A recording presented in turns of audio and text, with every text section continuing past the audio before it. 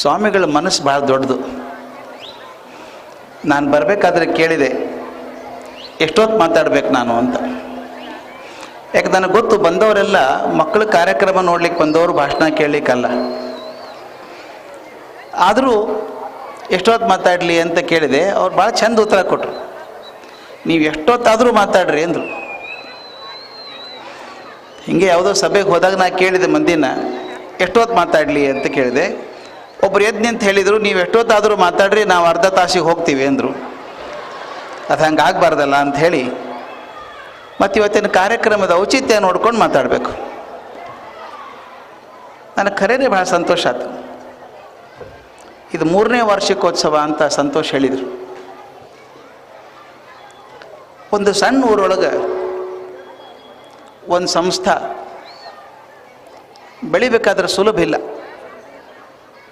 Factory ಬೆಳೆದು ಬಿಡ್ತಾವ, ವ್ಯಾಪಾರ ಬೆಳಿತಾವ, ಅಂಗಡಿ ಬೆಳಿತಾವ.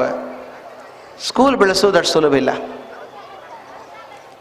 ಯಾರೊಬ್ರು ಹಿಂದೆ ಹೇಳಿದ್ರು ದೊಡ್ಡವರು, ಒಂದು ಸಾಲಿ ಚಲೋ ಕಟ್ಟಿದ್ರೆ 100 ಜೈಲು ಮುಚ್ಚುತ್ತಾವ ಅಂತ. ಅದರಿಂದ ದೊಡ್ಡ ಮಾತದ. ಒಂದು ಯಾವುದೇ ಕೆಲಸ ಮಾಡಲಾರ್ದ ಕೆಲಸವನ್ನು ಶಿಕ್ಷಣ ಸಂಸ್ಥೆ ಮಾಡ್ತದೆ ಅಂತ.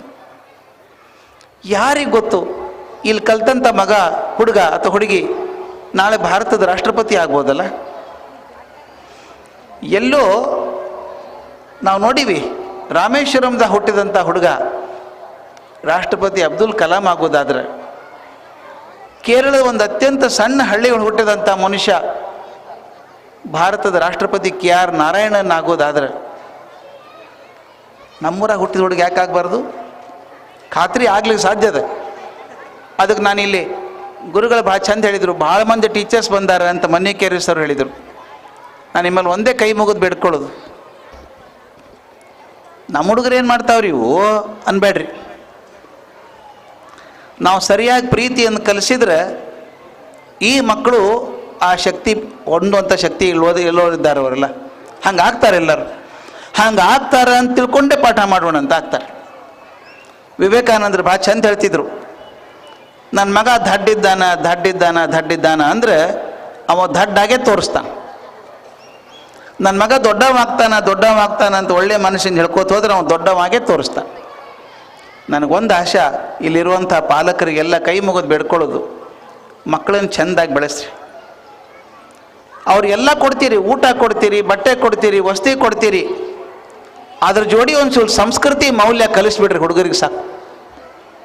ಸಾಲಿ ಅಂದ್ರೆ ಸರ್ಟಿಫಿಕೇಟ್ ಕೊಡೋ ಕಾರ್ಖಾನೆ ಅಲ್ಲದು. SSLC ಆಯ್ತು, 10th ಸ್ಟ್ಯಾಂಡರ್ಡು ಪರ್ಸೆಂಟೇಜ್ ಬಂತು, 95% ಮಾರ್ಕ್ಸ್ ಬಂತು, ಏನೂ ಅರ್ಥ ಇಲ್ಲದು. ಬರಬಾರ್ದು ಅಂತ ಹೇಳೋದಲ್ಲ, ಮಾರ್ಕ್ಸ್ ಬರಲಿ. ಬರೀ ಮಾರ್ಕ್ಸ್ ಬಂದರೆ ಏನೂ ಪ್ರಯೋಜನ ಇಲ್ಲ. ಅದ್ರ ಜೋಡಿ ಒಂಚೂರು ಸಂಸ್ಕೃತಿ, ಪ್ರೀತಿ, ತನ್ನ ಮಣ್ಣಿನ ಬಗ್ಗೆ ಪ್ರೀತಿ, ತನ್ನ ಅವ್ವ ಅಪ್ಪನ ಬಗ್ಗೆ ಪ್ರೀತಿ, ತನ್ನ ದೇಶದ ಬಗ್ಗೆ ಪ್ರೀತಿ ಬಂತು ಅಂದರೆ ಶಿಕ್ಷಣ ಬರೋಬ್ಬರಿ ಆಯ್ತು ಅಂತ.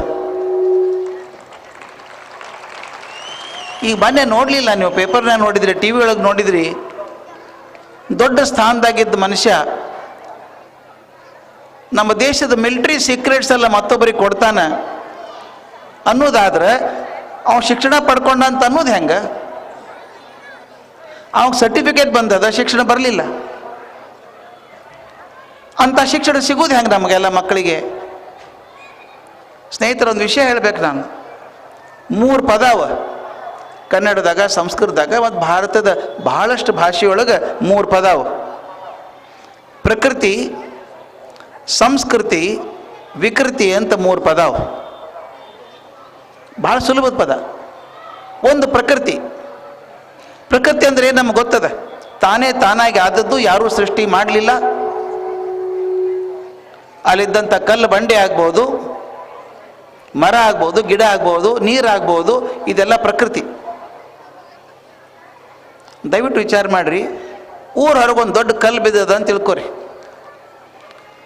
4.5 ಬಿಲಿಯನ್ ವರ್ಷದಿಂದ ಬಿದ್ದದ ಕಲ್ಲು ಅಲ್ಲೇ. ಅದು ಯಾವತ್ತು ಭೂಮಿ ಆತು ಆ ಲಾವಾರಸ ಗಟ್ಟಿಯಾಗಿ ಬಂಡೆಯಾಗಿ ಬಿತ್ತು, ಅಲ್ಲಿಂದ ಇವತ್ತಿನವರೆಗೂ ಹಾಗೆ ಕಲ್ಲಾಗಿ ಬಿದ್ದದು. ಯಾವನೋ ಪುಣ್ಯಾತ್ಮ ಶಿಲ್ಪಿ ಬರ್ತಾನೆ, ಆ ಕಲ್ಲು ನೋಡ್ತಾನೆ, ಚಲೋ ಅದ್ರ ಲಕ್ಷಣ, ಕಲ್ಲಿಂದಿದು ಭಾಳ ಚಲೋ ಅದು ಕಲ್ಲಿದು ಅಂತ ಹೇಳಿ ಅವ್ನಿಗೆ ಶಿಲ್ಪಶಾಸ್ತ್ರ ಗೊತ್ತದ, ಪರಿಶ್ರಮ ಹಾಕ್ಲಿಕ್ಕೆ ತಯಾರಿದ್ದಾನವ.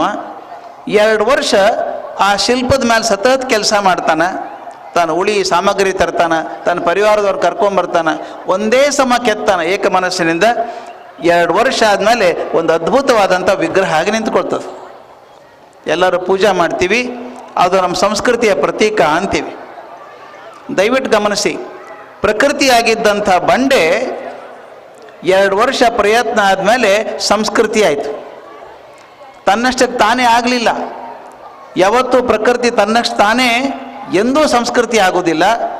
ಯಾರಾದರೂ ಜ್ಞಾನ ಇದ್ದವರು ಪರಿಶ್ರಮ ಹಾಕಿದಾಗ ಮಾತ್ರ ಪ್ರಕೃತಿ ಇದ್ದದ್ದು ಸಂಸ್ಕೃತಿ ಆಗ್ತದೆ.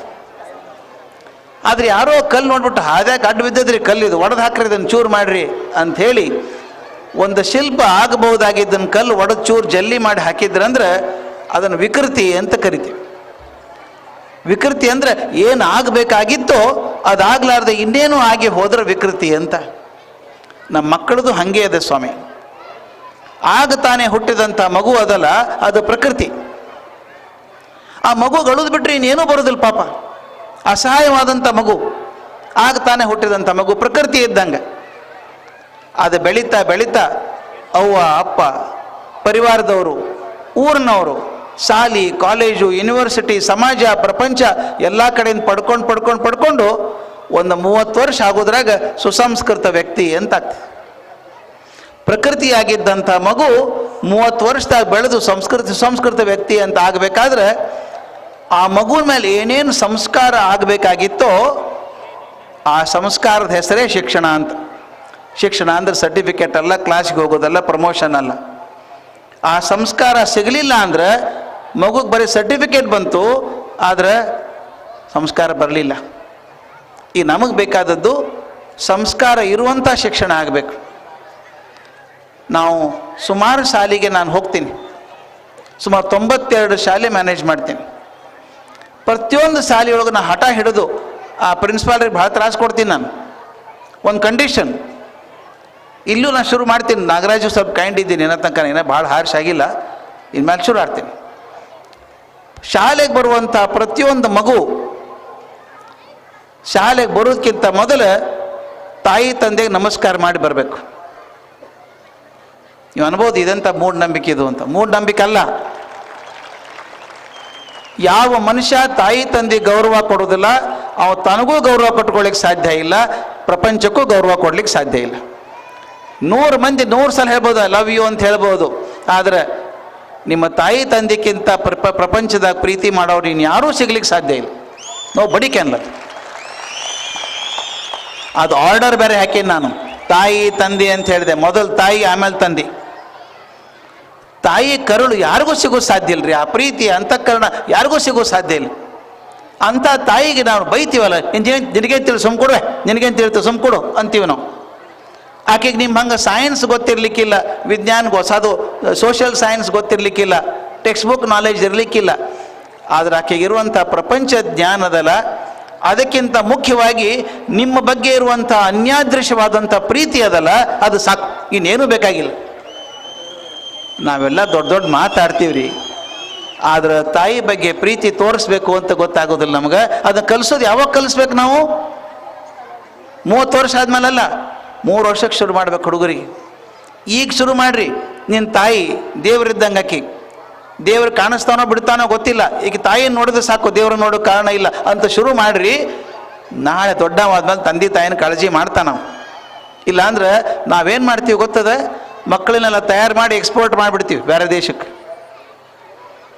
ಅಲ್ಲಿ ಹೋಗ್ತಾರೆ, ಇರಬಾರ್ದು ಅಂತ ಹೇಳೋಗಿಲ್ಲ ನಾನು, ಹೋಗಲಿ. ಆದರೆ ತನ್ನ ತಾಯಿ ಬಗ್ಗೆ, ತನ್ನ ನೆಲಭೂಮಿ ಬಗ್ಗೆ, ತಾಯಿ ಬಗ್ಗೆ ಪ್ರೀತಿ ಬೇಡ? ರಾಮಾಯಣದಾಗ ಯಾವತ್ತೂ ಹೇಳಿದ ರಾಮ, ವಾಲ್ಮೀಕಿ ಹೇಳ್ತಾನೆ, ಜನನಿ ಜನ್ಮಭೂಮಿಶ್ಚ ಸ್ವರ್ಗಾದಪಿ ಗರಿಯಸಿ ಅಂತ. ನನ್ನ ತಾಯಿ ಮತ್ತು ನನ್ನ ಭೂತಾಯಿ, ನನ್ನ ಮಾತೃಭೂಮಿ, ಇವಕ್ಕೆ ಸ್ವರ್ಗಕ್ಕಿಂತ ಹೆಚ್ಚು ಅಂತ ಹೇಳ್ತಾನೆ ನಾವು. ನಮ್ಮ ಮಕ್ಕಳಿಗೆ ಹೇಳಬೇಡ, ಇದನ್ನು ಕಲಿಸ್ಬೇಕಲ್ಲ. ಯಾರು ಕಲಿಸೋದು? ನಾನು ನಿಮ್ಮಲ್ಲಿ ಕೈ ಮುಗಿದು ಬೇಡ್ಕೊಳ್ಳೋದು.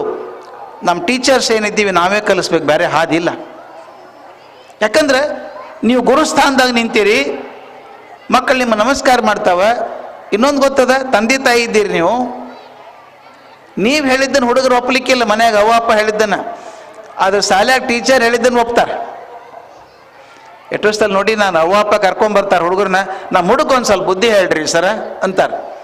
ಅವ್ರ ಮಗ ನೀವು ಬುದ್ಧಿ ಹೇಳ್ಬೇಕು, ಅವನು ನೀವು ಹೇಳಿದ್ರೆ ಕೇಳ್ತಾನವ, ಅವ್ವ ಅಪ್ಪ ಹೇಳಿದ್ರೆ ಕೇಳಂಗಿಲ್ಲ. ಅದ್ರ ಎಷ್ಟು ಚಂದ ಬಳಸ್ಕೋಬೇಕು ಗೊತ್ತದ. ದಯವಿಟ್ಟು ಬಳಸ್ಕೋರಿ ಅದನ್ನು. ಮಕ್ಕಳಿಗೆ ಆ ಮೌಲ್ಯ ಕೊಡ್ರಿ. ಕೊಡೋದಾದ್ರೆ ಹೆಂಗೆ ಕೊಡಬೇಕು? ಸುಲಭ ಕೊಡ್ಲಿಕ್ಕೆ ಏನದು ಎತ್ತಿ ಕೊಡ್ಲಿಕ್ಕೆ ಬರ್ತದ? ಪ್ಯಾಕೆಟ್ನ ಹಾಕಿ ಮೌಲ್ಯಗಳನ್ನು ಕೊಡಬೇಕಾದ್ರೆ ನಡೆದೇ ತೋರಿಸ್ಬೇಕು ನಾವು, ಬೇರೆ ಹಾದಿ ಇಲ್ಲ. ನನಗೆ ನೀವು ಎಷ್ಟು ಮಂದಿ ಇದ್ದೀರಿ ಕಾಣಿಸೋಲ್ತು, ಭಾಳ ಮಂದಿ ಇದ್ದೀರಿ ಅಂತ ಅನಿಸ್ತದೆ, ಆದರೆ ಅಲ್ಲಿ ಬೆಳಕು ಕಾಣಿಸೋಲ್ತು. ಒಂದು ಸಣ್ಣ ಪ್ರಯೋಗ ಮಾಡೋಣ ನಾವು, ನೀವೆಲ್ಲ ಒಪ್ಕೊಂಡ್ರೆ ಒಂದು ಸಣ್ಣ ಪ್ರಯೋಗ ಮಾಡ್ಬೋದಲ್ಲ. 30 ಸೆಕೆಂಡ್ ಪ್ರಯೋಗ ಅದು. ದಯವಿಟ್ಟು ಬಲಗೈ ಖಾಲಿ ಇಟ್ಕೋರಿ. ಮೊಬೈಲ್ ಬಲಗೈ ಆಗಬೇಡ, ಪೆನ್ ಬಲಗೈ ಆಗಬೇಡ, ಬಲಗೈ ಮಾತ್ರ ಖಾಲಿ ಇಟ್ಕೋರಿ. ಎಲ್ಲರೂ ನಾ ಹೇಳಿದ ಹಾಗೆ ಮಾತ್ರ ಮಾಡಬೇಕು. ಇದನ್ನು ಟೀಚರ್ಸಿಗೆ ಮಾಡಿಸಿದ್ದೇನೆ ಮೊನ್ನಿದನ್ನು. ದಯವಿಟ್ಟು ನಾನು ಹೇಳಿದ ಹಾಗೆ ಮಾತ್ರ ಮಾಡಬೇಕು. ನೀವು ಎಲ್ಲರೂ ಬಲಗೈ ಮೇಲೆ ಕೆತ್ರಿ. ಎಲ್ಲ ಬೆರಳು ಸೇರಿ ಮುಷ್ಟಿ ಮಾಡಿರಿ. ನಿಧಾನ ಕೈ ಮುಂದೆ ತಗೊಂಬರ್ರಿ. ಈಗ ನಿಮ್ಮ ತೋರ ಬೆರಳನ್ನು ಮಾತ್ರ ಚಾಚ್ರಿ. ಎಲ್ಲ ಬೆರಳು ಬೇಡ, ತೋರ ಬೆರಳನ್ನು ಮಾತ್ರ ಚಾಚ್ರಿ. ಈಗ ತಕ್ಷಣ ಚಾಚಿದ ಬೆರಳನ್ನು ನಿಮ್ಮ ಎಡೆ ಕೆನ್ನೆ ಮೇಲೆ ಇಟ್ಕೊಂಡ್ಬಿಡ್ರಿ. ಎಲ್ಲಿ ಇಟ್ಕೊಂಡು ನೋಡ್ಕೊಂಬಿಡ್ರಿ. ನಾನೇನು ಹೇಳಿದ್ದೆ? ಕೆನ್ನೆ ಮೇಲೆ ಅಂದಿದ್ದೆ. ಕೆನ್ನೆ ಯಾವುದು ಗದ್ದೆ ಯಾವುದು ಗೊತ್ತಿಲ್ವಾ?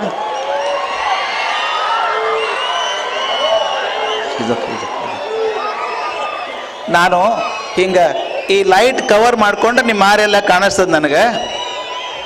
ಇರಲಿ ಅಂತ ಸಂತೋಷ ಪಡೋದೇನು ಕಾರಣ ಇಲ್ಲ. ಹಾಂ ಅಲ್ಲ, ಒಂದು ನಿಮಿಷ ಅದು ಭಾಳ ಸಂತೋಷ ಪಡೋದೇನು ಕಾರಣ ಇಲ್ಲ. ಒಂದು ವಿಷಯ, ನಾನು ಹೇಳಿದ್ದೆ ಕೆನ್ನೆ ಮೇಲೆ ಇಟ್ಕೋರಿ, ಎಡೆ ಕೆನ್ನೆ ಮೇಲೆ ಅಂತ. ಭಾಳಷ್ಟು ಮಂದಿ ಇಲ್ಲೇ ಇಟ್ಕೊಂಡ್ರು, ತಲೆನೇ ಕೆಡಿಸ್ಕೊಳ್ಳಿಲ್ಲ. ಇನ್ನು ಕೆಲವೊಂದರು ಎಲ್ಲ ಇವನ ಕೆನ್ನೆ ಅಂತಾನೆ ಇಲ್ಲಿ ಇಟ್ಕೊತಾನೆ, ಇವ ಹಿಂಗೆ ಮಾಡ್ಬೋದು, ಅವನೇ ಇಟ್ಕೊಂಡ್ರು ಅದೇ ಬರೋಬರಿ ಇರಬೇಕು ಅಂತ ಇಟ್ಕೊಂಡ್ರು. ಇನ್ನು ಕೆಲವು ಮಂದಿ ಶಾಣೆ ಮಂದಿ, ಭಾಳ ಶಾಣೆ ಮಂದಿ ಇಟ್ಕೊಂಡು ನಿಧಾನ ಕೈ ಸರಿಸಿದ್ರಿ. ಹಿಂಗೆ ಇದು ಯಾಕೆ ಹಿಂಗಾಯ್ತು? 30 ಸೆಕೆಂಡ್ನಾಗ ಆಯ್ತದ. ನಾನು 2 ಸಲ 3 ಸಲ ಹೇಳಿದ್ದೆ, ದಯವಿಟ್ಟು ನಾನು ಹೇಳಿದ ಹಾಗೆ ಮಾತ್ರ ಮಾಡಿರಿ ಅಂತ ಹೇಳಿದ್ದೆ. ನಾ ಮಾಡಿದಂಗೆ ಮಾಡಿರಿ ಅಂತ ಹೇಳಲಿಲ್ಲ. ಆದರೆ ಭಾಳ ಮಂದಿ ನಾ ಮಾಡ್ದಂಗೆ ಮಾಡಿದ್ರು. ಇದು ಅಲ್ಲ, ಇದು ಭಾಳ ದೊಡ್ಡ ಮೌಲ್ಯ ಮಕ್ಕಳೇ, ಭಾಳ ದೊಡ್ಡ ಮೌಲ್ಯ ಇದು.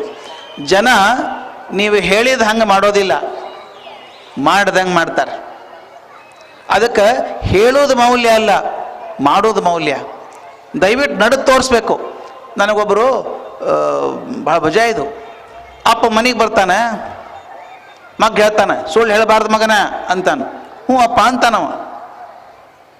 ಸ್ವಲ್ಪ ಹೊತ್ತಿಗೆ ಅಪ್ಪ ಟಿ ವಿ ನೋಡ್ತಿರ್ತಾರೆ, ಮೊಬೈಲ್ ಸಪ್ಪಳಾಗ್ತದೆ, ಅವ್ರು ತಗೊಳ್ಳೋ ಮನಸ್ಸಿಲ್ಲ.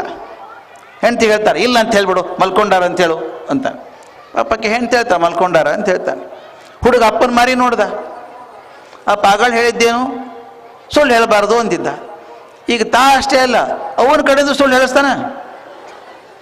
ಇದೇ ರೀತಿ ಒಂದು 4-5 ಸಲ ಆದ್ರೆ ಹುಡುಗ ಏನು ಖಾತ್ರಿ ಆಗ್ತದಂದ್ರೆ, ಫೋನ್ಯಾಗ ಸುಳ್ಳು ಹೇಳಿದ್ರೆ ಏನು ತಪ್ಪಲ್ಲ ಅಂತ ಅನಿಸ್ತು. ಅವ SSLC ಮುಗಿಸಿ ಕಾಲೇಜಿಗೆ ಬರ್ತಾನೆ, ಒಂದು ಮೊಬೈಲ್ ಕೊಡಿಸ್ತೀರಿ, ಅವ ಕ್ಲಾಸ್ ತಪ್ಪಿಸಿ ಸಿನಿಮಾಕ್ಕೆ ಹೋಗ್ತಾನೆ. ಅಪ್ಪ ಫೋನ್ ಮಾಡ್ತಾರೆ, ಎಲ್ಲಿದ್ದೀವೋ ಮಗನ ಅಂತ ಕೇಳ್ತಾರೆ.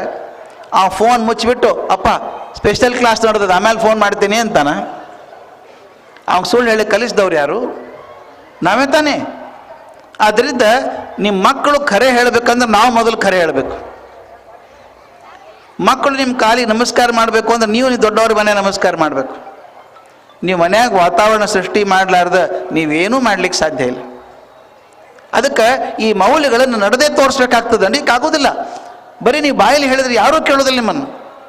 ಅದು ದಯವಿಟ್ಟು ನಾನು ಇಲ್ಲಿ ಟೀಚರ್ಸಿಗೆ ಕೇಳೋದು, ಮಕ್ಕಳು ನಿಮ್ಮನ್ನು ದೇವರು ಒಂದು ನಂಬ್ಕೋತಾರೆ, ಗುರುಗಳು ದೇವರಿದ್ದಂಗಿದ್ದಾರೆ ಅಂತಾರೆ. ನಿಮಗೆ ದೇವರಾಗೋ ಶಕ್ತಿ ಇರುವಾಗ ಮನುಷ್ಯರಾಗಿ ಹಾಕಿರ್ತೀರಿ ಅಂತ. ಸ್ವಲ್ಪ ನೀವು ಆದರ್ಶವಾಗಿ ಇಟ್ಕೊಂಡು ಸ್ವಲ್ಪ ಮೌಲ್ಯಗಳನ್ನು ಮಕ್ಕಳಿಗೆ ಹೇಳೋದಾದ್ರೆ ನಿಮ್ಮನ್ನು ಪೂಜೆ ಮಾಡ್ತಾರೆ ಮಕ್ಕಳವ್ರು. ಈಗ ನಾನು ಕಲಿಸಿದ ಗುರುಗಳನ್ನ ಯಾವತ್ತಿನ ನೆನೆಸ್ತೀನಿ ನಾನು. ನೀವು ಹಾಗೆ ನಿಮ್ಮ ಹಿಂದೆ ಕಲಿಸಿದಂಥ ಗುರುಗಳನ್ನ ನೆನೆಸ್ತೀರಿ. ಇವತ್ತು ರಸ್ತೆ ಶಿಖರ ಕಾಲು ಮುಟ್ಟು ನಮಸ್ಕಾರ ಮಾಡ್ತೀರಿ ಅವ್ರಿಗೆ. ಯಾಕೆ? ನಿಮ್ಮ ಬದುಕಿಗೆ ಒಂದು ಹಾದಿ ತೋರಿಸಿದವರು, ದಾರಿ ತೋರಿಸಿದವರು ಅಂತ. ನನಗೆ ಅದೇ ಆಶೆ. ಸಂತೋಷ್ ಅವರು ಈ ವಿದ್ಯಾನಿಕೇತನ ಶಾಲೆಯೊಳಗೆ ಹಠ ಹಿಡಿದು ಮಾಡಬೇಕು ಅಂತ ಶುರು ಮಾಡೀವಿ.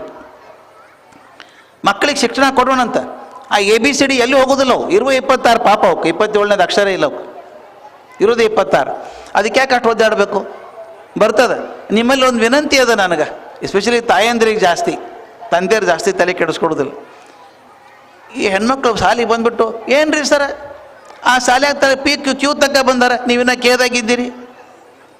ತಲೆ ಕೆಡಿಸ್ಕೋಬೇಡ್ರಿ, ಆ ಮಾರ್ಕ್ಸ್ ಸಲುವಾಗಿ ತಲೆ ಕೆಡಿಸ್ಕೋಬೇಡ್ರಿ. ನಮ್ಮ ಮಕ್ಕಳನ್ನ ಮಾರ್ಕ್ಸ್ ವಾದಿ ಮಾಡೋದು ಬೇಕಾಗಿಲ್ಲ ನಮಗೆ. ಅವ್ರು ಮಾಡಬೇಕಾದದ್ದು ಚಲೋತ್ನಾಗ ಓದಲಿ, ಗಟ್ಟಿಯಾಗಿ ಓದಲಿ, ಗಟ್ಟಿ ಜೀವನ ಎತ್ಕೊಳ್ಳಿ. ಸಾಕಷ್ಟು ಚಟುವಟಿಕೆಗಳ ಮೂಲಕ ಕಲಿಸ್ಬೇಕಾಗ್ತದೆ ಹುಡುಗರಿಗೆ. ನಾನು ಆಗಲೇ ಹೇಳಿದ್ದೆಲ್ಲ ಪ್ರಕೃತಿ ಮತ್ತು ಸಂಸ್ಕೃತಿ ಅಂಥೇಳಿ. ಆ ಸಂಸ್ಕೃತಿ ಕಲಿಸ್ಬೇಕಾದ್ರೆ 108 ಆ್ಯಕ್ಟಿವಿಟಿ ಹಾಕ್ಕೊಂಡಾರ. ನಾಗರಾಜ್ ಅವ್ರು ಓದ್ಬೇಕಾದ್ರೆ ರಿಪೋರ್ಟ್ ಓದಿದ್ರು, ನನಗೆ ಭಾಳ ಸಂತೋಷ ಆಯ್ತು. ಎಲ್ಲ ಚಟುವಟಿಕೆ ಮಾಡ್ಯಾರ.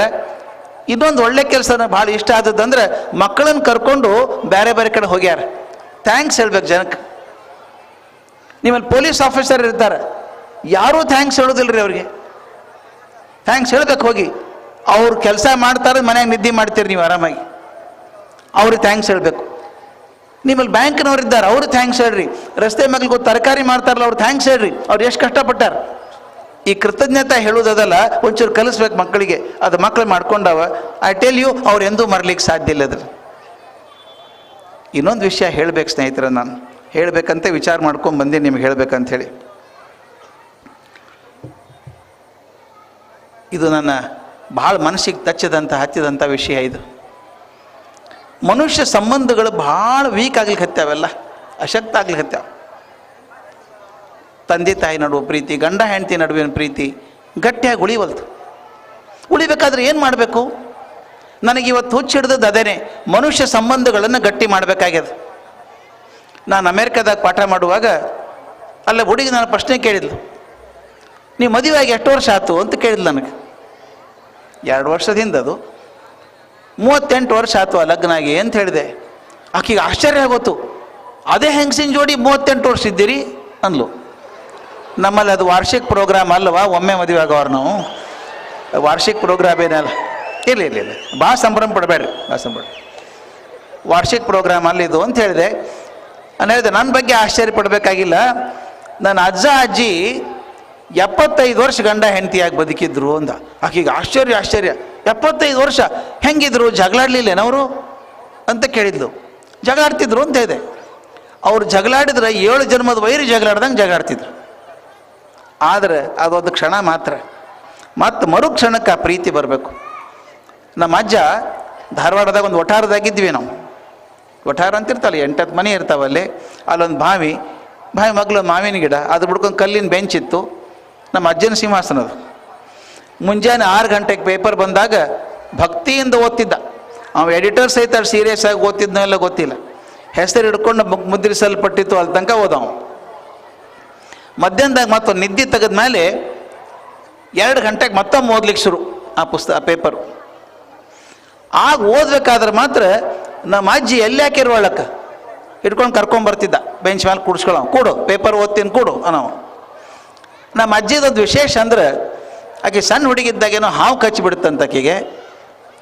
ಯಾವನೋ ಡಾಕ್ಟ್ರ್ ಕಡೆ ಕರ್ಕೊಂಡೋಗ್ಯಾರ. ಯಾವ ಡಾಕ್ಟ್ರೇನೋ ಕಿವ್ಯಾಗ ಔಷಧ ಹಾಕ್ಬಿಟ್ಟಾನ, 2 ಕಿವಿ ಕೇಳಿಸ್ತಿದ್ದಿಲ್ಲ ಆಕೆ. ಕಿವುಡ ಅಂದ್ರೆ ಅಸಾಧ್ಯ ಕಿವುಡ, ಏನೂ ಕೇಳಿಸ್ತದೆ. ಆಕೆಗೆ ಹೋದ್ರೆ ಪೇಪರ್ ಓದಾನು. ಆಕೆಗೆ ಕೇಳಿಸಿದ್ರೆ ಒಠಾರದ ಕಡೆ ಮನೆಗೂ ಕೇಳಿಸ್ತಿದ್ದು ಗ್ಯಾರಂಟಿ. ಅವ್ರೆಲ್ಲ ಚಾಸ್ತಿ ಮಾಡೋರು, ಅಜ್ಜನ ಪೇಪರ್ ಶುರು ಆಯ್ತು ನೋಡ್ರಿ ಅಂತಿದ್ರು. ನನಗೊಂಥರ ಮುಜುಗರ ಆಗೋದು, ನಮ್ಮ ಅಜ್ಜನ ಬಗ್ಗೆ ಹೆಂಗೆ ಮಾತಾಡ್ತಾರಲ್ಲ ಅಂತ. ಹೆಂಗೆ ಓದೋದು ತಾಸು ಓದ್ಬೇಕು ಅದನ್ನು. ಹಿಂಗಾತು ಪ್ರಧಾನಮಂತ್ರಿ ಹಿಂಗಂದ್ರು, ಅವ್ರು ಹಿಂಗಂದ್ರು. ಆಕೆಗೆ ಏನು ತಿಳಿದು, ಹಂಗೆ. ಆಕೆ ಕಡತನಕ ಮೊರಾರ್ಜಿ ದೇಸಾಯಿ ಅನ್ಲಿಕ್ಕೆ ಬರಲಿಲ್ಲ. ಆಕೆಗೆ ಮುರಾರಿ ಅಂತಿದ್ಲು. ಒಂದ್ಸಲ ನಮ್ಮ ಅಜ್ಜನ ಕೇಳಿದೆ, ಅಜ್ಜ ಯಾಕೆ ಓದಿರೋದ್ರ ಪೇಪರ್ ಓದ್ತಿ ಆಕೆಗೆ ಏನು ರಾಜಕಾರಣ ತಿಳಿತದ, ಯಾಕೆ ಓದ್ತಿ ಅಂತಂದೆ. ದಡ್ಡ, ನಿನಗೇನು ಗೊತ್ತಾಗ್ತದೆ ಸುಮ್ ಕೊಡ. ಅಲ್ಲ ಆಕೆ ಕಿವಿ ಕೇಳಿಸೋದಲ್ಲ ಅಜ್ಜ ಅಂದೆ. ನನಗೆ ಗೊತ್ತಿಲ್ಲ, ಕಿವಿ ಕೇಳಿಸೋದು ಗೊತ್ತದ, ಮತ್ತು ಯಾಕೆ ಓದ್ತಿ ಅಂದೆ. ಅವ್ನು ಹೇಳಿದ ಮಾತು ಎಷ್ಟು ಚಂದದೇನ್ರಿ. ಆಕೆಗೆ ಅದರ ಆಸಕ್ತಿ ಇಲ್ಲ ಅಂತ ಗೊತ್ತದನೋ, ಆದರೆ ಗಂಡ ತನ್ನ ಸಲುವಾಗಿ ಏನೋ ಮಾಡ್ತಾನಂತ ಮುದುಕಿಗೆ ಸಮಾಧಾನ ಆಗ್ತದೆ, ಅದಕ್ಕೆ ಓದ್ತೀನಿ ಅಂದ. ಆಮೇಲೆ ನಮ್ಮ ಅಜ್ಜಿನ ಕೇಳಿದೆ, ನಿನಗೆ ಹೆಂಗೂ ರಾಜಕಾರಣ ತಿಳಿಯೋದಿಲ್ಲ, ಅದ್ರಾಗ ಆಸಕ್ತಿ ಇಲ್ಲ, ಯಾಕೆ ಕೂತು ಕೇಳ್ತೀವಿ ಒಂದು ತಾಸು ಕಟ್ಲಿ ಅದನ್ನು ಅಂದೆ. ನನಗೆಲ್ಲಿ ಬೇಕೋ ಮಾರಾಯ ರಾಜಕಾರಣ, ಕೂತ್ರೆ ಅವ್ರಿಗೆ ಸಮಾಧಾನ ಆಗ್ತದಲ್ಲ ಅಂತ ನಾ ಕೂತಿರ್ತೀನಿ ಅಂದು. ಇದು ಸಣ್ಣ ಸಣ್ಣ ಕಾರಣ ಸ್ವಾಮಿ, ದಯವಿಟ್ಟು ತಿಳ್ಕೊಳ್ಳಿ. ಗಂಡ ಹೆಂಡತಿ ಗಟ್ಟಿ ಚಲೋ ಇರಬೇಕಾದ್ರೆ imported diamond necklace, imported car ಬೇಕಾಗಿಲ್ಲ. ಸಣ್ಣ ಸಣ್ಣ ಪ್ರೀತಿಗಳು, ಸಣ್ಣ ಸಣ್ಣ ತಿಳುವಳಿಕೆಗಳು, ಒಂಚೂರು ಹಂಚಿಕೊಳ್ಳುವಂಥ ಭಾವನೆ ಇದು ಬರಬೇಡ ನಮಗೆ. ಅದನ್ನು ಕಲಿಸೋದು ಎಲ್ಲಿ ಕಲಿಸೋದು ನಾವೀಗ? ಸಣ್ಣ ಸಣ್ಣ ಮಾತಿಗೆ ಹೊರಟಾಗಿ ಆ ಹೆಂಡತಿ ಒಂದು ಕಡೆ ಮುಖ ಮಾಡ್ಕೊಂಡು ಗಂಡ ಒಂದು ಮುಖ ಮಾಡ್ಕೊಂಡು ಓಡಾಡ್ತೀವಿ. ಈಗ ನಾವು ಸಂಸಾರ ಗಟ್ಟಿಯಾಗಂದ್ರೆ ಹೆಂಗೆ ಸಾಧ್ಯ ಅದ? ಗಂಡ ಹೆಂಡತಿ ಚಲೋ ಇದ್ರೆ ಮಕ್ಕಳು ಚಲೋ ಇರ್ತಾವೆ. ಈ ಸಂಸಾರಗಳು ಸಂಬಂಧಗಳು ಗಟ್ಟಿ ಮಾಡಬೇಕಾದ್ರೆ ಶಾಲೆಯಿಂದನೇ ಶುರು ಆಗ್ಬೇಕು. ನಾವು ಗಟ್ಟಿ ಮಾಡಬೇಕು. ಒಂದು ಸಣ್ಣ ಕಥೆ ಓದಿದ್ದೆ ನಾನು ಇತ್ತೀಚೆಗೆ, ಭಾಳ ಮನಸ್ಸಿಗೆ ಹೋಗ್ಬಿಡ್ತು. ಅವ್ವ ಅಪ್ಪ ಇಬ್ಬರು ಕೆಲಸ ಮಾಡ್ತಾರೆ, ದಿವ್ಸಕ್ಕೆ ಹಂಗದ ಗಂಡ ಹೆಂಡತಿ ಇಬ್ಬರು ಕೆಲಸ ಮಾಡ್ತಾರೆ. ಅವ್ವ 3 ತಿಂಗಳ ಕೂಸು ಬಿಟ್ಟು ಕೆಲಸಕ್ಕೆ ಹೋಗ್ಬೇಕು. ಕೆಲಸ ಬಿಡ್ಲಿಕ್ಕೆ ಆಗೋಲ್ತಕ್ಕಿಗೆ ಆ ಮನೆಯಾಗ ಆಯ ಇಟ್ಕೊಂಡಾಳ ಬನ್ನ. 3 ತಿಂಗಳ ಕೂಸಿನ ಆಯಾಗಡೆ ಬಿಟ್ಟು ಹೋಗ್ಬೇಕಾದ್ರೆ ಆಯಾ ಕೇಳ್ತಾಳೆ ಅವಾಗ, ಅಮ್ಮ ಏನು ಮರ್ತಿಲ್ಲ ಹೌದಲ್ಲ ನೀವು ಆಫೀಸ್ಗೆ ಹೋಗುವಾಗ ಪರ್ಸು ಕೀಲಿಕೈ ಮರ್ತಿಲ್ಲಲ್ಲ ಅಂತ. ಹೌದಂತ ಹೆಂಗೆ ಅಂತಾಳವ್ವ? ಯಾವ ಕೆಲಸ ಸಲ ಹೊಂಟಾಳ, ಓಡ್ಕೋದು ಕೆಲಸಕ್ಕೆ ಹೊಂಟಾಳ, ಯಾರಿಗೋಸ್ಕರ ಅಷ್ಟು ದುಡಿತಾಳ? ನಾವೆಲ್ಲ ದುಡಿದು ಯಾರಿಗೋಸ್ಕರ ಅಂತ ಹೇಳ್ತೀವಿ? ಮಕ್ಕಳಿಗೋಸ್ಕರ ಅಂತೀವಿ. ಯಾರಿಗೋಸ್ಕರ ದುಡಿಲಿಕ್ಕೆ ಹೊಂಟಾಳ? ಅಂಥ ಮಗನ ಬಿಟ್ಟು ಕೆಲಸಕ್ಕೆ ಹೊಂಟಾಳ. ಏನೇ ಬಿಟ್ಟಿಲ್ಲಲ್ಲ ಅಂದರೆ ಬಿಟ್ಟಿಲ್ಲ ಅಂತ ಹೆಂಗೆ ಹೇಳೋದಕ್ಕೆ? ಹೃದಯ ಇಲ್ಲೇ ಬಿಟ್ಟು ಅಲ್ಲಿ ಹೋಗ್ಯಾಳ. ಮಗಳು ದೊಡ್ಡಾಕೆ ಆದ್ಲು, ಬೆಳೆದು ಹುಟ್ಟಿದ ಮಗಳು ದೊಡ್ಡದಾತು. ಆಕೆ ಲಗ್ನ ಮಾಡಿದ್ರು. ಲಗ್ನ ಮಾಡಿದಾಗ ಲಗ್ನ ಮುಗಿದ ಮೇಲೆ ಛತ್ರ ಖಾಲಿ ಮಾಡಬೇಕಲ್ಲ. ಛತ್ರ ಖಾಲಿ ಮಾಡುವಾಗ ಆ ಹುಡುಗಿ ಸ್ವಾದರತ್ತಿ ಅಣ್ಣ ಕೇಳ್ತಾಳೆ, ಅಣ್ಣ ಏನು ಬಿಟ್ಟಿಲ್ಲ ಹೌದಲ್ಲೋ? ನಾವು ಸಾಮಾನ್ಯ ಕೇಳ್ತೀವಲ್ಲ ಚೌಟ್ರಿ ಖಾಲಿ ಮಾಡ್ಬೇಕಾರೆ, ಏನು ಬಿಟ್ಟಿಲ್ಲ ಹೌದಲ್ಲೋ, ಎಲ್ಲ ಚೆಕ್ ಮಾಡ್ಕೊಂಡಿಲ್ಲೋ ಅಂತಾಳೆ. ಅವನು ಚೆಕ್ ಮಾಡ್ಲಿಕ್ಕೆ ಹುಡುಗಿ ಅಪ್ಪ ಕೋಲಿಗೆ ಹೋಗ್ತಾನೆ. ಆ ಹುಡುಗಿದ್ದಂಥ ಕೋಲಿ ಅದು. ಆ ಕೋಲಿ ಒಳಗೆ ಒಣಗಿದ ಹೂ ಕೆಲವು ಬಿದ್ದಾವ. ಅಳು ಉಕ್ಕಿ ಬಂತವ. 25 ವರ್ಷ ಯಾವ ಹೆಸರಿಂದ ಮಗಳನ್ನು ಬೆಳೆಸಿದ್ನವು, ಯಾವ ಹೆಸರಿಗೋಸ್ಕರ ಕಾಪಾಡ್ತಿದ್ನವು, ಆ ಹೆಸರಿನ ಹುಡುಗಿ ಹೋಗ್ಬಿಡ್ತು. ಯಾವುದೋ ಹುಡುಗನ ಬೆನ್ನೈತಿ ಲಗ್ನಾಗಿ ಹೋಗ್ಬಿಡ್ತು. ತನ್ನ ಹೆಸರಿತ್ತ ಹುಡುಗಿ ಜೋಡಿ 2 ದಿವಸ, ಇನ್ನು ಗಂಡನ ಹೆಸರು ಬಂದ್ಬಿಡುತ್ತೆ ಅದಕ್ಕೆ. ಆ ಹೆಸರು ಕೂಡ ಉಳಿಲಿಲ್ಲ. ಮತ್ತು ತಂಗಿ ಕೇಳಿದ್ಲು, ಅಣ್ಣ ಏನು ಬಿಟ್ಟಿಲ್ಲ ಹೌದಲ್ಲೋ ಅಂದ್ಲು. ಅವ ಹೇಳ್ದ, ಏನು ಬಿಟ್ಟಿಲ್ಲವ, ಸಾಮಾನ್ಯ ಏನು ಬಿಟ್ಟಿಲ್ಲ, ಹೃದಯ ಮಾತ್ರ ಇಲ್ಲೇ ಬಿಟ್ಟು ಬಂದೀನಿ. ಮಗನ ಓದಿಸಿದ ಅಪ್ಪ, ಓದಿಸಿದ, ಬೇರೆ ದೇಶಕ್ಕೆ ಹೋದ ಮಗ, ಅಲ್ಲೇ ಉಳಿತೀನಿ ಅಂತ ಕೂತ್ಕೊಂಡ್ಬಿಟ್ಟ, ಅಲ್ಲೇ ಸೆಟ್ಲ್ ಆಗಿಬಿಟ್ಟವ. ಅವಾಗ ಮಗ ಹುಡ್ತಲ್ಲ ಅಮೇರಿಕಾದಾಗ, ನೋಡ್ಕೊಳಿಕ್ಕೆ ಹೋಗ್ಬೇಕಲ್ಲ ಅವ ಅಪ್ಪ. ಕಷ್ಟಪಟ್ಟು 3 ತಿಂಗಳು ವೀಸಾ ತಗೊಂಡ್ರು. ವಾಪಸ್ ಹೊರಡುವಾಗ ಏರ್ಪೋರ್ಟ್ ಹತ್ರ ಬಿಡ್ಬೇಕಲ್ಲ ಅವ್ವ ಅಪ್ಪನ ಮಗ. ಕೇಳ್ದ, ಅಪ್ಪ ಏನು ಬಿಟ್ಟಿಲ್ಲಲ್ಲ, ಏನು ಮರ್ತಿಲ್ಲಲ್ಲ ಅಂದ. ಏನು ಹೇಳ್ತಾನೆ ಅಜ್ಜ, ಏನು ಬಿಟ್ಟಾನಮ್ಮ? ಎಲ್ಲ ಬಿಟ್ಟು ಬಿಟ್ಟಾನ. ಮಗನ ಇಲ್ಲಿ ಬಿಟ್ಟಾನ, ಮಗಳನ್ನ ಅಲ್ಲಿ ಬಿಟ್ಟಾನ. ಏನು ಬಿಟ್ಟಿನಪ್ಪ ನಾನು, ಏನು ಉಳಿದಿಲ್ಲಪ್ಪ ನಾನು ಬಿಡಲಿಕ್ಕೆ ಅಂದ. ವಿಮಾನ ಹತ್ತಿದ. ಆ ಮನುಷ್ಯ ರಿಟೈರ್ ಆಗ್ಲಿಕ್ಕೆ ಬಂದ. ಇದು ನಮ್ಮ ಜೀವನದ ಘಟನೆಗಳು ಸ್ವಾಮಿ, ಇವು ನಮ್ಮ ಜೀವನದ ಹಂತಗಳಿವು. ರಿಟೈರ್ ಆಗ್ಲಿಕ್ಕೆ ಬಂತು, ನಾಳೆ ರಿಟೈರ್ ಆಗ್ತದೆ. ರಿಟೈರ್ ಆಗೋದು ಬಂದು ಸಂಜೆ ಮುಂದೆ ಆಫೀಸ್ ಅಟೆಂಡರ್ ಬಂದು ಕೇಳ್ದ, ಸಾಹೇಬ್ರೆ ಏನು ಬಿಟ್ಟಿಲ್ಲ ಹೌದಲ್ರಿ ಆಫೀಸ್ನಾಗ? ಚೆಕ್ ಬುಕ್ಕು ಕೀಲಿಕೈ ಮನಿದೇನು ಬಿಟ್ಟಿಲ್ಲ ಹೌದಲ್ರಿ ಅಂದ. ಇವ ಹೇಳ್ದ, ಇಡೀ ಜೀವಮಾನನ ಇಲ್ಲಿ ಬಂದು ಹೋಗೋದ್ರಾಗ ಕಳೆದೀನಪ್ಪ, ಇನ್ನು ಬಿಟ್ಟು ಹೋಗೋದು ಏನದ ಇಲ್ಲಿ, ಉಳಿಲಿಕ್ಕೆ ಉಳ್ದದೇನು ಬಿಟ್ಟು ಹೋಗ್ಲಿಕ್ಕೆ ಅಂದ.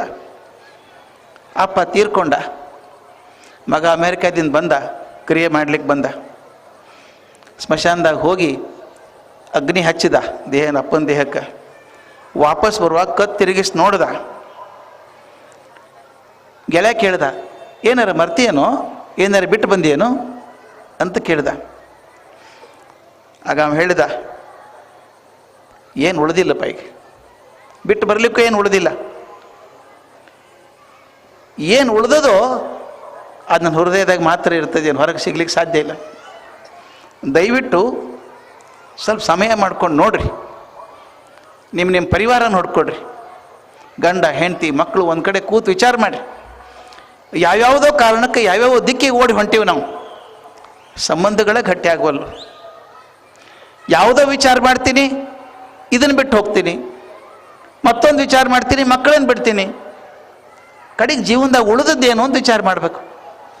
ನಿಮ್ಮ ಅತ್ಯಂತ ಬೆಲೆ ಬಾಳುವಂಥ ಆಸ್ತಿ ಅಂದರೆ ನಿಮ್ಮ ಮಕ್ಕಳು ಮಾತ್ರ, ಇನ್ಯಾವುದೂ ಅಲ್ಲ.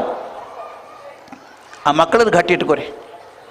ಆ ಮಕ್ಕಳಿಗೆ ನಿಮ್ಮ ಸಾಧ್ಯದ ಎಲ್ಲ ಪ್ರೀತಿ ಕೊಡ್ರಿ. ಅದಕ್ಕೆ ಎಲ್ಲ ಗೆಳೆಯಂದ್ರಿಗೆ ಹೇಳ್ಬೇಕಂತೀನಿ ನಾನು, ನಾಳೆ ಸಂಜೆ ಮುಂದೆ ಇರ್ತೀವೋ ಇಲ್ಲೋ ಗೊತ್ತಿಲ್ಲ, ಇವತ್ತಿದ್ದೀವಲ್ಲ ಪ್ರೀತಿ ಹಂಚ್ಕೊಂಡ್ಬಿಡ್ರಿ. ನಾನು ದಕ್ಷಿಣ ಆಫ್ರಿಕಾದಾಗಿದ್ದೆ. ಇದಾದ ಘಟನೆ ಸ್ನೇಹಿತರೆ, ನನ್ನ ಮನಸ್ಸು ಕಲ್ಲಲ್ಲ ಮಾಡಿಬಿಟ್ಟದು. ದಕ್ಷಿಣ ಆಫ್ರಿಕಾ ಜೋಹಾನ್ಸ್ಬರ್ಗ್ ಅನ್ನೋ ಜಾಗದಾಗಿದ್ದೆ ನಾನು. ಬೆಳಗ್ಗೆ ಪೇಪರ್ ಓದ್ತಿದ್ದೆ. ಮೊದಲನೇ ಪುಟದಾಗ ಈ ಬಲಗಡೆ ಬಾಜು ಮೂಲಿಗೆ ಒಂದು ದೊಡ್ಡ ಅಡ್ವರ್ಟೈಸ್ಮೆಂಟ್ ಇತ್ತು. ಪೇಪರ್ ಕೊಡ್ತಾರೆ, ಯಾವುದೋ ಮಾರ್ಕೆಟದ್ದು ಇರ್ತದೆ. ಯಾವುದೋ ಅಡ್ವರ್ಟೈಸ್ ತಿರುಗಿಸ್ಲಿಕ್ಕೆ ಹೋದೆ, ಪೇಜು ಮಜಾ ಅನ್ನಿಸ್ತು, ಮತ್ತೆ ತಿರುಗಿಸ್ದೆ. ವಿಚಿತ್ರ ಅಂದ್ರೆ ಆ ಅಡ್ವರ್ಟೈಸ್ಮೆಂಟ್ ಒಳಗೆ ಕಂಪ್ನಿ ಹೆಸರಿಲ್ಲ, ಫೋನ್ ನಂಬರ್ ಇಲ್ಲ, ಮಾರಾಟದ ವಸ್ತು ಹೆಸರಿಲ್ಲ, ಬರೀ ಒಂದು ಪತ್ರ ಇದ್ದಂಗಿತ್ತು. ಏನು ವಿಶೇಷ ಅದು, ಓದೋಣಿದನ್ನು ಅಂಥೇಳಿ ಒಂದು ಪತ್ರ ಇತ್ತು. ಆ ಪತ್ರ ಓದಿದೆ. 2-3 ಮಿನಿಟ್ ಟೈಮ್ ಮುಗಿದು ಹೋಗ್ತು ಓದಲಿಕ್ಕೆ. ಆದರೆ ಸ್ನೇಹಿತರನ್ನ ಅತ್ಯಂತ ಪ್ರಾಮಾಣಿಕವಾಗಿ ಹೇಳ್ತೀನಿ, ಆ ಪತ್ರ ಓದಿ ಮುಗಿಸೋದ್ರೊಳಗೆ ನನಗೆ ಗೊತ್ತಿಲ್ಲದಂಗೆ ನನ್ನ ಕಣ್ಣಾಗ ನೀರು ಸುರಿದಿತ್ತು. ಆ ಪತ್ರ ಒಬ್ಬ ತಾಯಿ ಬರೆದಂಥ ಪತ್ರ.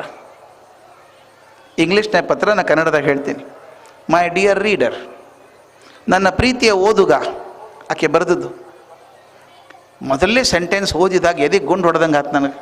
ಆಕೆ ಬರೆದಾಳ, just now I have come back after burying my only son Jim, he was only 20. ಈಗ ತಾನೇ ನನ್ನ ಏಕಮಾತ್ರ ಪುತ್ರ ಜಿಮ್ಮನ್ನು ಸಮಾಧಿ ಮಾಡಿ ಬಂದಿದ್ದೇನೆ. ಅವನಿಗೆ 20 ವರ್ಷ ವಯಸ್ಸಿತ್ತು. ನನಗೆ ಗಾಬರಿ ಆಯ್ತು.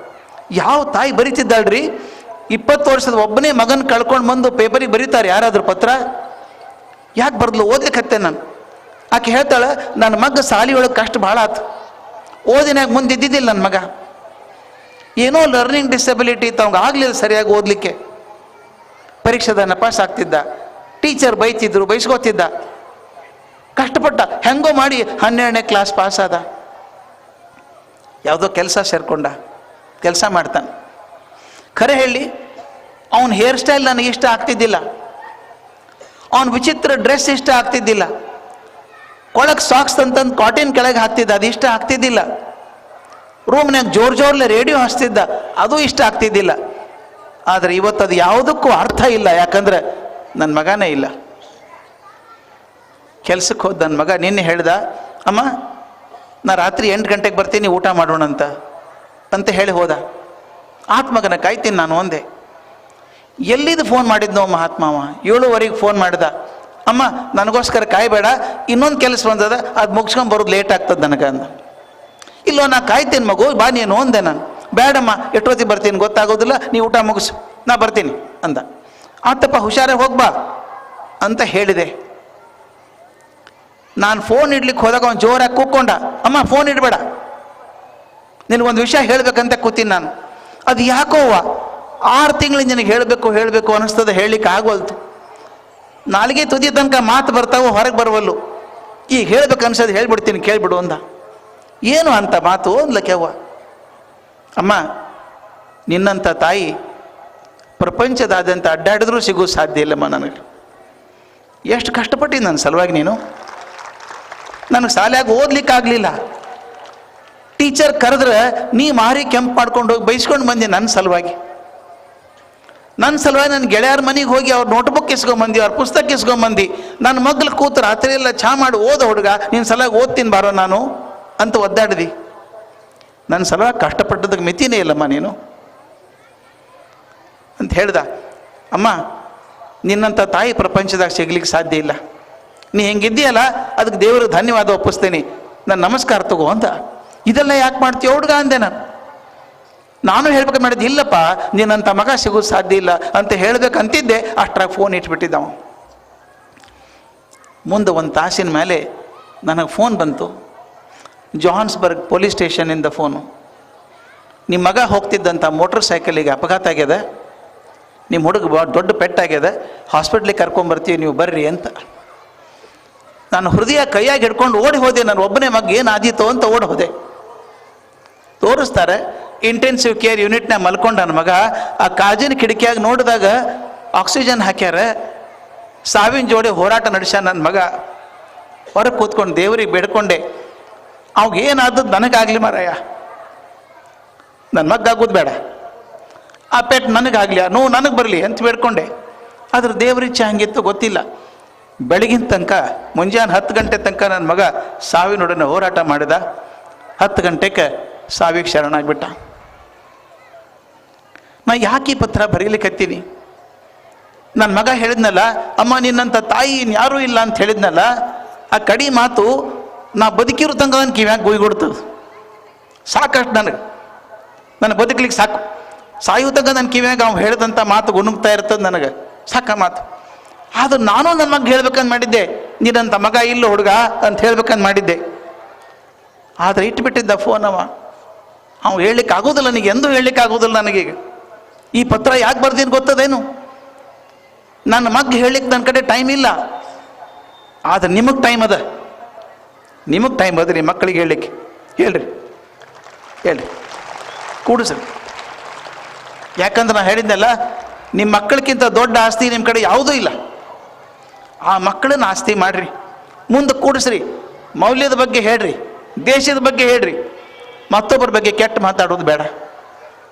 ಹೀಗೇನಾರು ಮಾಡಿದರೆ ನಮ್ಮ ದೇಶ ಉಳಿದವ್ರು ಉಪದೇಶ ಮಾಡೋದು ಬೇಕಾಗಿಲ್ಲ ನಮ್ಗೆ. ನಮ್ಮ ದೇಶ ಎಲ್ಲಕ್ಕಿಂತ ಅತ್ಯಂತ ದೊಡ್ಡ ದೇಶ ಆಗ್ತದೆ. ನಾನು ಭಾಳ ತಿರುಗಿನ ಜಗತ್ತಿನಾಗ ಖರೆ ಹೇಳ್ತೀನಿ ಸ್ನೇಹಿತರೆ, ಭಾರತದಂಥ ದೇಶ ಪ್ರಪಂಚದಾಗ ಎಲ್ಲೂ ಇಲ್ಲ. ನಾ ಸಮಾಧಾನಕ್ಕೆ ಹೇಳಕತ್ತಿಲ್ಲ. ನೀವು ಅಮೇರಿಕಾದಾಗ ವಾಕಿಂಗ್ ಹೋದ್ರೆ 20 ಮಂದಿ ಬರ್ತಾರೆ, ಎಲ್ಲರೂ good morning good morning good morning ಅಂತಾರೆ. ಒಬ್ಬರು ಒಂದು ಮನೆ ಕಪ್ ಚಹಾ ಕರೆಯಂಗಿಲ್ಲ ನಿಮ್ಮನ್ನು. ಆದರೆ ನಮ್ಮ ದೇಶದಾಗ ನೀವು ಟ್ರೈನ್ಯಾಗ ಹೋದ್ರೆ, ಬಸ್ನಾಗ ಹೋಗಿ ಒಂದು 4 ತಾಸು ಪ್ರವಾಸಕ್ಕೆ ಹೋಗ್ರಿ, 4 ಮಂದಿ ಪರ್ಮನೆಂಟ್ ಫ್ರೆಂಡ್ಸ್ ಆಗ್ತಾರೆ. ಇದು ನಮ್ಮ ಭಾರತದ ಮಣ್ಣಿನ ಭಾಮಿ. ಆ ಪ್ರೀತಿ ಉಳಿಸ್ಕೊಳ್ಳಂಗೆ ಮಾಡಬೇಕಲ್ಲ ನಾವು. ನಾನು ಇವತ್ತು ಯಾಕೆ ಈ ಮಾತನ್ನು ಹೇಳಲಿಕ್ಕತ್ತೀನಂದರೆ, ನನಗೆ ಹಠ, ಸಂತೋಷ, ಸಣ್ಣ ವಯಸ್ಸಿನ ಹುಡುಗರು ಏನವರು ನನ್ನ ಸಂತೋಷ ಆಗಿರೋದು ಸಣ್ಣ ವಯಸ್ಸಿಗೆ ಅವ್ರು ಸಂಸ್ಥೆ ಮಾಡ್ಬೇಕಂತ ತಲೆಗೆ ಬಂದದವ್ರಿ. ಸಾಮಾನ್ಯ ಮುದುಕರು ಆದ್ಮೇಲೆ ಬರ್ತದೆ ಸಾಲಿ ಮಾಡಬೇಕು ಅಂತ. ಆ ಸಣ್ಣ ವಯಸ್ಸಿಗೆ ಬಂದದ್ದು ಚಲೋ ಮಾಡ್ಬೇಕಂತ ಮನಸ್ಸದ. ಅದಕ್ಕೆ ಹೇಳೀನಿ, ಶಾರ್ಟ್ಕಟ್ ಮಾಡೋದು ಬೇಡ ಸಾಲಿ ಒಳಗೆ. ಶಾರ್ಟ್ಕಟ್ ಯಾವತ್ತೂ ಮಾಡೋದು ಬೇಡ. ಶಾರ್ಟ್ಕಟ್ ಮಾಡಿದ್ರೆ ಸಕ್ಸಸ್ಫುಲ್ ಆಗೋದಿಲ್ಲ ಅವು. ಒಂದೇ ಒಂದು ಹಾದಿ ನಮ್ಮ ಮಕ್ಕಳನ್ನ ಬೆಳೆಸ್ಬೇಕಾದ್ರೆ ಶಿಕ್ಷಕರನ್ನ ತರೆಯಾಗಿ ತಯಾರಿ ಮಾಡಬೇಕು. ಅದಕ್ಕೆ ಈ ವಿದ್ಯಾನಿಕೇತನ ಶಾಲೆಯೊಳಗೆ ನಮ್ಮವ್ರು ಪ್ರತಿ ತಿಂಗಳು ಬರ್ತಾರೆ. ಕಲಿಸೋರಿಗೆ ಸರಿಯಾಗಿ ಕಲಿಸ್ಲಿಕ್ಕೆ ಹೇಳಬೇಕಲ್ಲ ನಾವು, ಹೆಂಗೆ ಕಲಿಸ್ಬೇಕಂತ ಅವ್ರು ಸರಿಯಾಗಿ ಗೊತ್ತಿದ್ರೆ ಮಕ್ಕಳಿಗೆ ಹೇಳ್ತಾರೆ. ಅದಕ್ಕೆ ಪ್ರತಿ ತಿಂಗಳು ಬಂದು ಮಕ್ಕಳಿಗೆ ಕಲಿಸೋದು ಹೆಂಗೆ, ಯಾವ್ಯಾವ ಆ್ಯಕ್ಟಿವಿಟಿ ಮಾಡಬೇಕು, ಏನು ಆ್ಯಕ್ಟಿವಿಟಿ ಮಾಡಿದ್ರೆ ಮಕ್ಕಳಿಗೆ ತಮ್ಮ ಮನೆತನದ ಬಗ್ಗೆ, ತಮ್ಮ ಮನೆ ಬಗ್ಗೆ, ತಮ್ಮ ಊರ ಬಗ್ಗೆ ಪ್ರೀತಿ ಬರ್ತದೆ, ಅದನ್ನು ಕಲಿಸುವಂಥ ಪ್ರಯತ್ನ ಮಾಡಬೇಕು ಅಂತ ವಿಚಾರ ನಡೆಸಿ. ಉದ್ದೇಶ ಇಷ್ಟೇ ಸ್ನೇಹಿತರೆ. ಮೂಡ್ಲಿಗೆ ನಮಗೆ ಮನ್ನಿಕೇರಿ ಸರ್ ಹೇಳ್ತಿದ್ರು, ಇದೊಂದು ಎಜುಕೇಷನ್ ಹಬ್ ಆಗಿಬಿಟ್ಟದಿಲ್ಲ ಅಂತ. ಆಗಬೇಕಾದ್ದೇ ನನಗೊಂದು ಆಸೆ ಅದ, ಆಗ್ತದೆ, ಭಗವಂತನ ಕಡೆ ಬಿಡ್ಬೇಕು ಅದನ್ನು. ಈ ಗುಲ್ಬರ್ಗಾದಿಂದ ಬೆಳಗಾವಿ ತನಕ ಏನು ಬೆಲ್ಟ್ ಅದ, ಇದು ನಾಳೆ ಕರ್ನಾಟಕದಾಗ ಇದು ಎಜುಕೇಷನ್ ಹಬ್ ಆಗಬೇಕು, ಬೆಂಗಳೂರು ಮೈಸೂರಲ್ಲ. ನಾನು ಬೆಂಗಳೂರಾಗ 47 ವರ್ಷ ಆಯ್ತು, ನೋಡೀನಿ ಅದು ಹೋಗೋ ರೀತಿ ನೋಡೀನಿ, ಗಮನಿಸೀನಿ. ನಾನೀಗ ನನಗೇನಾದ್ರೂ ಆಶೆ ಇದ್ರೆ ಈ ಬೆಲ್ಟ್ನಾಗೆ ಆಶೆ ಅದ. ಇಲ್ಲಿಂದ ಮುಂದೆ ಹುಡುಗರು, ಸಾರ್ಥಕ ಹುಡುಗರು ಬರ್ತಾರೆ. ಆ ಬರಲಿಕ್ಕೆ ನಾವೆಲ್ಲರೂ ಪೂರಕ ಆಗಬೇಕು. ಕಡಿದೊಂದು ಮಾತು ಹೇಳಿ ಮುಗಿಸ್ತೀನಿ ಸ್ನೇಹಿತರೆ, ಭಾಳ ಮಾತಾಡಿಬಿಟ್ಟೆ ನಾನು. ಡಾನ್ಸ್ ನೋಡಲಿಕ್ಕೆ, ಕಲ್ಚರಲ್ ಪ್ರೋಗ್ರಾಮ್ ನೋಡ್ಲಿಕ್ಕೆ ಬಂದಿರಿ, ಭಾಷಣ ಕೇಳಲಿಕ್ಕೆ ಅಲ್ಲ ಅಂತ ಗೊತ್ತದ. ಆದ್ರೆ ಒಂದು ಮನ್ನಿಕೇರಿ ಸರ್ ಹೇಳಿದ್ರು ನಂಗೆ, ಇವತ್ತು ಭಾಳ ಮಂದಿ ಟೀಚರ್ಸ್ ಬಂದಾರ ಅಂತ ಹೇಳಿದರು. ಅದಕ್ಕೋಸ್ಕರ ಇಷ್ಟು ಹೇಳಬೇಕಾದ್ರು. ದಯವಿಟ್ಟು ನಿಮ್ಮ ಕೈ ಮುಗಿದು ಬೇಡ್ಕೋತೀನಿ, ನೀವು ಸಾಲಿ ಒಳಗೆ ಮಾತ್ರ ಅಲ್ಲ, ಉಳ್ಕಿ ನೌಕರಿಯೊಳಗೆ 8 ತಾಸಿನ ನೌಕರಿ ಅಂತಿರ್ತಾವೆ. ಶಿಕ್ಷಕತ್ವ ಮಾತ್ರ 24 ತಾಸಿನ ಡ್ಯೂಟಿ ಅದು. 5:30 ಮೇಲೆ ನಾ ಏನು ಮಾಡ್ತೀನಿ, ನನ್ನ ಮನಸ್ಸು ನನ್ನ ಜೀವನ ಅನ್ಲಿಕ್ಕೆ ಆಗೋದಿಲ್ಲ. ಯಾವ ಟೀಚರ್ ಹೊರಗಡೆ 6 ಗಂಟೆ ಕುಡಿದು ಅಡ್ಡಾಡ್ತಿದ್ದ ಅಂದ್ರೆ, ಮರುದಿವ್ಸ ಮುಂಜಾನೆ ಹುಡುಗರು ಚಂದ ಕ್ಲಾಸ್ ಮಾಡ್ಬೋದು, ಮರುದಿವ್ಸ ಚಲೋ ತರಗತಿ ನಡೆಸ್ಬೋದು. ಅವರು ಹುಡುಗರು ಏನಂತಾರೆ ಗೊತ್ತದೇನ್ರಿ, ನೀನು ಸಂಜೆ ಮುಂದೆ ನೋಡ್ಬೇಕಾಯ್ತು ಮಾಸ್ತರ್ನ ಅಂತಾರೆ. ಅಂದ್ರೆ ನಾನು ಸಾಯಂಕಾಲ ಮಾಡಿದ್ದು ನಡೀತದ ಅಂತಲ್ಲ, ನಾವೆಲ್ಲ ಬದುಕಿದ್ದು ಹಾಗೆ 47 ವರ್ಷ ಅದು ಮಾಸ್ತರಿಕೆ ಒಳಗೆ ಅಲಗಿನ ಮೇಲೆ ನಡೆದಂಗೆ ಜೀವನ ಅದು. ಹಂಗೆ ನಡೆದಿದ್ರೆ ಮಾತ್ರ ಮಾಸ್ತರಿಕೆ ಮಾಡಬೇಕು. ಯಾಕಂದ್ರೆ ಮಕ್ಕಳು ನಿಮ್ಮನ್ನು ಗಮನಿಸ್ತಾರೆ. 2600 ವರ್ಷ ಅಂತ ಹೇಳಿದ ಬುದ್ಧ ಒಬ್ಬ ರಾಜ ಇದ್ದ. ಈ ರಾಜರಿಗೆ ಹುಚ್ಚಿರ್ತಾವೇನೇನ್ರಿ? ಅವ್ನು ಕುದುರೆ ಸಾಕು ಹುಚ್ಚಿತ್ತು. ಕಂಡಪಟ್ಟಿ ಕುದುರೆ ಸಾಕಿದ್ದ, 500 ಕುದುರೆ ಸಾಕಿದ್ದ. ಅದ್ರಾಗ ಒಂದು ಅರಬ್ಬಿ ಕುದುರೆ, ಅದು ಸ್ಪೆಷಲ್ ಕುದುರೆ. ಏನು 7 ಫೂಟ್ ಎತ್ತರ, ಕಪ್ಪು ಮೈ, ಮೆರ ಮಿಂಚ್ತಿತ್ತದು. ಅಷ್ಟು ಚಲೋ ಕುದುರೆ. ಭಾರಿ ಆಶಾ ಬಂದ್ಬಿಡ್ತು ರಾಜಾಗ. ಆದ್ರೆ ಎಷ್ಟು ಪ್ರೀತಿ ಮಾಡ್ತಿದ್ದ ಅಂದ್ರೆ ತೊಳಿಲಿಕ್ಕೆ 6 ಮಂದಿಗೂ ಬಿಡ್ತಿದ್ದಿಲ್ಲ, ತಾನೇ ತೊಳಿಬೇಕು ಅದನ್ನು, ತಾನೇ ತಡಿ ಹಾಕ್ಬೇಕು, ತಾನೇ ಕೂಡ್ಬೇಕು ಅದ್ರ ಮೇಲೆ. ಅಷ್ಟು ಹಚ್ಕೊಂಡ್ಬಿಟ್ಟ. ಒಂದು ದಿವಸ ಏನಾಯ್ತೋ ಏನೋ ಈಗ ಹಾಕಿ ಕುದುರೆ ಕುಂಟ್ಲಿಕ್ಕೆ ಶುರು ಆಯ್ತು. ಕುಂಟಿದ್ರು ನೋವಾಗ್ತಿದ್ದಿಲ್ಲ ಅವಾಗ. ಕುದುರೆ ಕುಂಟಿತಲ್ಲ ತನ್ನ ಪ್ರೀತಿ ಕುದುರೆ. ಡಾಕ್ಟ್ರಿಗೆ ಹೇಳ್ದ ನೋಡ್ರಿ ಅಂದ. ಡಾಕ್ಟರ್ ತಪಾಸ್ ಮಾಡಿದ್ರು, ಕುದುರೆಗೆ ಏನು ತೊಂದರೆ ಇಲ್ರಿ, ಬರೋಬರಿ ಅದ ಅದು. ಮತ್ತು ಕುಂಟುತ್ತದೆ ಯಾಕೆ ಗೊತ್ತಾಗೋಲ್ತ್ರಿ. ಬೇರೆ ಡಾಕ್ಟರ್ನ ಕರೆದ. ಯಾರು ಹೇಳಿದ್ರು ಅದೇ ಹೇಳವ್ರೆ, ಕುದುರೆ ಚಲೋ ಅದ್ರಿ, ಯಾಕೆ ಕುಂಟುತ್ತದೆ ಗೊತ್ತಾಗೋಲ್ತು. ಆ ಅರಬ್ ದೇಶದಿಂದ ತರಿಸಿದ ಡಾಕ್ಟರ್ನೊಬ್ಬನ, ಆ ಕುದುರೆ ಅವ್ರಿಗೆ ಅರ್ಥ ಆಗ್ತದೇನೋ ಅಂತ. ಅವರು ನೋಡಿದ್ರು ಹಂಗೆ ಹೇಳಿದ್ರು, ಏನು ತೊಂದರೆ ಏನೂ ಇಲ್ರಿ, ಕುದುರೆಗೆ ಚಲೋ ಅದ, ಅದ್ರ ಯಾಕೆ ಕುಂಟುತ್ತದೆ ಗೊತ್ತಾಗೋಲ್ತು. ಆ ಹೊತ್ತಿಗೆ ಬೋಧಿಸತ್ವ ಬಂದ. ಬೋಧಿಸತ್ವ ಅಂದರೆ ಬುದ್ಧನಿಗೆ ಒಂದು ಅವತಾರ, ಅದು ಹಿಂದಿನ ಒಂದು ಹುಟ್ಟಿದ ಜನ್ಮ. ದೊಡ್ಡ ಜ್ಞಾನಿ ಅವ. ರಾಜ ಹೇಳಿದ, ನೀವು ದೊಡ್ಡ ಜ್ಞಾನಿಗಳಿಗಿಂತ ಹುಚ್ಚು ಪ್ರಶ್ನೆ ಕೇಳಬಾರ್ದು. ನಾ ಖರೆ ಅಂದ್ರೆ ನಾ ಏನು ಮಾಡಿ ತಡ್ಕೊಳಿಕ್ಕಾಗೋಲ್ತು. ನಾನು ಪ್ರೀತಿ ಕುದುರೆ ಕುಂಟುತ್ತದೆ, ಯಾಕೆ ಕುಂಟುತ್ತದೆ ಗೊತ್ತಾಗೋಲ್ತು. ಒಂದು ದಿವ್ಸ ನೋಡ್ತೀನಿ ನಾನು ನಾಳೆ. ಮರುದಿವ್ಸ ಇಡೀ ದಿವಸ ಕುದುರೆ ಜೋಡಿ ಕಳೆದ ಬೋಧಿಸತ್ವ. ಮರುದಿವ್ಸ ಮತ್ತೆ ದರ್ಬಾರಿಗೆ ಹೋದ. ದರ್ಬಾರ್ದಾಗ ಕಿಕ್ಕಿರ್ದು ಕೂತಿದ್ದರೆಲ್ಲ ಮಂದಿ. ರಾಜ ಕೇಳಿಬಿಟ್ಟ, ನನ್ನ ಕುದುರೆ ಯಾಕೆ ಕುಂಟುತ್ತದ್ರಿ? ನೋಡ್ದ, ಕುದುರೆಗೆ ಏನೂ ತೊಂದರೆ ಇಲ್ಲಪ್ಪ, ಅದು ಎಲ್ಲರೂ ಅದೇ ಹೇಳ್ತಾರೆ ರೀ, ಕುದುರೆ ಎಲ್ಲ ಚಲೋ ಅದ ಅಂತಾರೆ, ಕುಂಟುದು ಯಾಕೆ ಹೇಳವಲ್ರು? ನಾ ಹೇಳ್ತೀನಿ, ನಾವು ಯಾಕೆ ಕುಂಟುತ್ತದೆ ಹೇಳ್ತೀನಿ. ಒಂದು ಕೆಲಸ ಮಾಡು, ಆ ಕುದುರೆಗೆ ತರಬೇತಿ ಕೊಡ್ಲಿಕ್ಕೆ ಒಬ್ಬ ಮನುಷ್ಯನ ಇಟ್ಟಿಯಲ್ಲ, ಟ್ರೈನರ್ ಅಂಥೇಳಿ, ಅವನು ಬದಲಾಯಿಸ್ಬಿಡು. ಯಾಕಂದ ಅವ ಕುಂಟುತ್ತಾನೋ, ಕುದುರೆ ಚಲೋನೇ ಅದ ಅದು. ಅವ ತರಬೇತಿ ಕೊಡೋ ಕುಂಟುತ್ತಾನಲ್ಲ, ಆ ಕುದುರೆ ಅಂತ ಬಹುತೇಕ ಇದೇ ನಡೆಯೋದು ಖರೆ ಕಾಣಿಸ್ತದ ಅಂತದು. ಅವನು ತೆಗೆದ್ನಂತ ಮುಂದೆ 3 ತಿಂಗಳಿಗೆ ಕುದುರೆ ಕುಂಟುದು ಬಂದಾತು ಅಂತ. ಇದು 2600 ವರ್ಷದಿಂದ ಬುದ್ಧ ಹೇಳಿದಂಥದ್ದು. ಇದು ಇವತ್ತಿಗೂ ಸತ್ಯ ಅದು. ನಾವು ಮಾಸ್ತರ್ಗಳು ಕುಂಟಿದ್ರೆ ಹುಡುಗರು ಭಾಳ ಕುಂಟುತ್ತಾರೆ. ಅದಕ್ಕೆ ನಾವು ಜವಾಬ್ದಾರಿಯಿಂದ ಮಾಡೋಣಂತ. ಸಂತೋಷ್ ಅವರ, ಇದು 3ನೇ ವಾರ್ಷಿಕೋತ್ಸವ ಅಂತ ಹೇಳಿದ್ರಿ. 30 ಆಗಬೇಕು, 300 ಆಗಬೇಕು. ಸಂಸ್ಥೆಗಳು ಯಾವಾಗಲೂ ಕಟ್ಟೋದು 10-20 ವರ್ಷಕ್ಕೆ ಕಟ್ಟಂಗಿಲ್ಲ. ಯಾರು 1000 ವರ್ಷ ಆಗಬೇಕು ಅಂತ ಕಟ್ಟಬೇಕು. ಕೇಂಬ್ರಿಡ್ಜ್ ಕೇಳಿರಿ ನೀವು, ಇಂಗ್ಲೆಂಡ್ ಆಗಿರುವಂಥ ಕೇಂಬ್ರಿಡ್ಜು ಪ್ರಪಂಚದ ಅತ್ಯಂತ ಓಲ್ಡ್ ಯೂನಿವರ್ಸಿಟಿ, ವಯಸ್ಸಾದ ಯೂನಿವರ್ಸಿಟಿ. ಅದನ್ನು great grand mother of all universities ಅಂತ ಕರೀತಾರೆ. 810 ವರ್ಷ ಆಗಿದೆ ಅದಕ್ಕೆ. ಆದರೆ ನಿಮಗೆ ಆಶ್ಚರ್ಯ ಆಗಬೇಕು, ಇವತ್ತಿಗೂ ಪ್ರಪಂಚದ ನಂಬರ್ 1, ನಂಬರ್ 2ದಾಗ ಅದು ಕೇಂಬ್ರಿಡ್ಜ್. 800 ವರ್ಷ ಆದಮೇಲೆ. ಅದೇನು ಕಾರಣ? ನಾ ಕೇಂಬ್ರಿಡ್ಜ್ಗೆ ಹೋದಾಗ ಅಲ್ಲಿ ಪ್ರೊಫೆಸರ್ ಕೇಳಿದೆ, ಯಾಕೆ ಹಿಂಗಾತು ಅಂತ. ಅವ್ರು ಹೇಳಿದ್ರು, ಏನು ಉಳ್ಕಿ ತಲೆ ಕೆಡಿಸ್ಕೊಳಂಗಿಲ್ಲ, ನಾವು ಕ್ವಾಲಿಟಿ ಆಫ್ ಟೀಚರ್ಸ್ ನೋಡ್ಕೋತೀವಿ ನಾವು. ಅವ್ನು ನನಗೆ ಹೇಳ್ದ, if you want to know why Cambridge is number 1, look at the faculty list. We have 47 Nobel laureates in the faculty list. 47 ಜನ ನೊಬೆಲ್ ಪ್ರಶಸ್ತಿ ವಿಜೇತರಿದ್ದಾರೆ ಫ್ಯಾಕಲ್ಟಿ ಒಳಗೆ.